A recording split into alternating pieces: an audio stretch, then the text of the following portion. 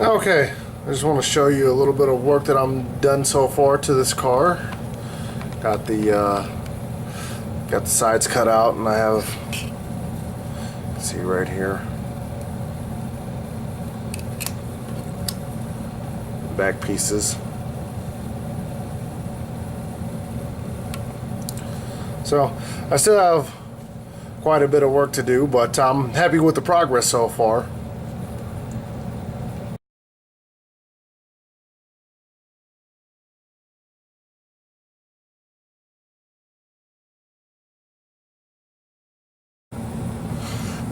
Alright, as you can see, I have the sides of the gondola put together.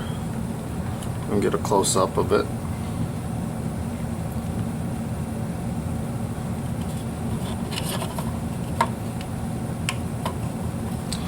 You have to excuse the lighting. Don't really have everything set up the way I want it to, but making do. And then I have the bottom put in as well. Flip this over. Okay, so the next thing that I have to do is put the frame underneath, and then I'm going to drill some holes after I get the frame set up and attach the trucks to it. So as